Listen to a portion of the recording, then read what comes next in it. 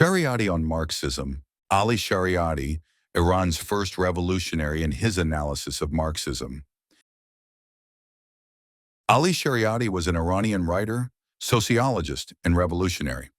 Devout at heart, he sought to explain the problems of Muslim societies in the light of Islamic principles, discussing them with students in his lectures.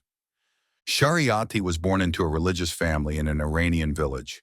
He went to the University of Mashhad, where he earned a degree in Arabic and French. Later, Shariati received a PhD in sociology from the Sorbonne University in Paris. When he returned to Iran, he was subject to numerous mistreatments by the Iranian regime. The Pahlavi dynasty, a monarchist government, suspected Shariati due to his political tendencies, religious background, and Western teaching. It was perhaps this tyranny that saw him engage in political activism. Shariati, who had encountered socialism and social justice abroad, fused his learnings with his Muslim upbringing, combining political activism with spiritual martyrdom. Witnessing the abuses of the Pahlavi regime, the writer authored many important works which would sell out across the nation. Despite numerous arrests and state surveillance, Shariati laid the groundwork for the 1979 revolution by introducing a new form of Shiism to Iranians. What made Shariati so different? His thinking came from a variety of sources. He avidly read radicals like Jean-Paul Sartre, Franz Fanon, Che Guevara, and more. Resembling the Peruvian theologian Gustavo Gutierrez, Shariati's Shiism advocated praxis, action, and social justice. As Gutierrez and other South Americans developed liberation theory, Shariati spoke loudly about community engagement, religious activism, and the plight of the masses. With such an eclectic thinker, Shariati's position on Marxism is both complex and nuanced. It is no wonder he is so misunderstood. His critics accuse him of being vehemently anti-Marxist. At the same time, they denounce him as a closet communist. Reading his works, however, we can see Shariati plainly lays out his thoughts on the topic in a clear and coherent manner. Humanism, Shariati says, is the sum of all scientific, religious, and social thought that is directed toward man. Humanism takes as its basis a supreme focus on man in a way that other disciplines do not. Under this term, four intellectual streams currently occupy modern debate: liberalism, Marxism, existentialism, and religion. For years, the West has had a perverted view on humanity and its relation to the heavens, arguing that the two stood in opposition. Man's quest, Shariati notes, is often portrayed as a conquest of nature, freeing himself from the gods in the classical Greek sense. For the Muslim, man's relation to nature has always been a harmonious one. Secular society had less animosity toward religion, but instead was an organic extension of that which fell outside Islamic jurisprudence. Marxists tend to overlook this nuance and thus misconstrue religion's role as a social and moral force. While Shariati maintained that Shia Islam had sided with the oppressed for many centuries, Marx and others often removed moral values entirely from religion, saying the two were either not connected or religion stood in direct opposition to morality. On this and other matters, there are different versions of Marxism which can have positive or negative implications, says Shariati. One Marx was the young philosopher, an idealist and revolutionary who was relentless in his goals. Atheistic, materialistic, and perhaps a little naive, this was the Marx obsessed with overturning the system. Another Marx was the elder, the political version. It was this version that came to dominate the parties, advocating for things which may have been politically expedient, but not ideologically coherent. Institutionalized and bureaucratized, it was of little use to Shariati either. Much more intriguing to the Iranian was the middle-aged Marx, which Shariati says may serve as a role model for those in the Third World. Taking on a spiritual, almost mystical tone, Marx cries out against capitalism. Work is essential to humanity. Capitalism regards it as a material product and assigns a monetary value to it, so the worker is made a slave to his stomach. The first Marxism sees man as an economic unit, nothing more than a machine or animal. The third sees the world as the realist, attempting to gain power via any means. It is the second Marx that sees capital for what it is: the destruction of the sanctity of work, enslaving those under it to financial matters. But like capitalism, Dialectical materialism strips man of that same sanctity. Capital is the producer, capital is the criterion for the value of goods, and capital is the repository of truth. Capital, Shariati says, has become the great idol of our age.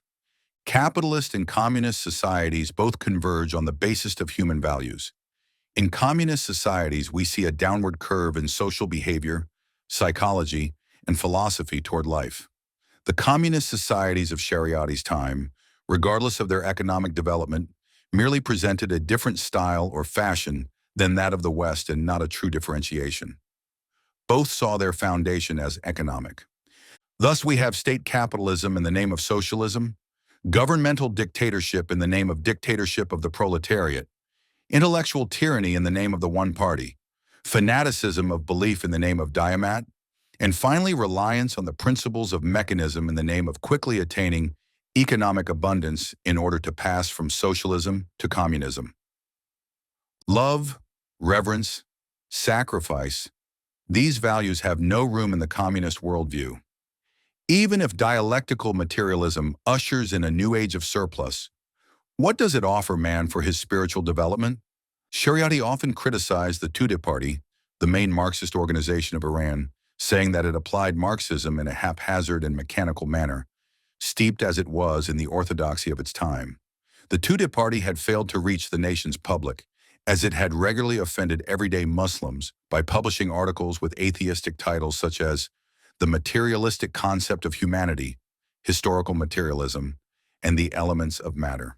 The Tudeh consistently failed to apply Marxist principles to Iranian life. What the country needed, Shariati may have argued, was a socialism with Iranian characteristics, a socialism adapted to the nation.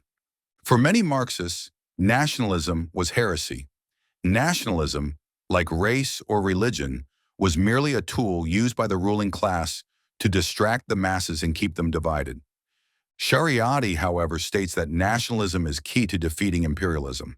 Iran, with its Asiatic mode of production, diverged significantly from the West. Shariati points to successful liberation movements in places such as Algeria or Vietnam, and how these movements considered both their environment and their history when crafting a platform.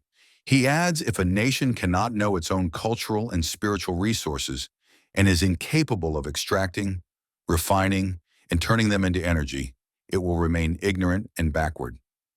Socialists place importance on food, land, and machinery, arguing that these are essential for developing the country's economy.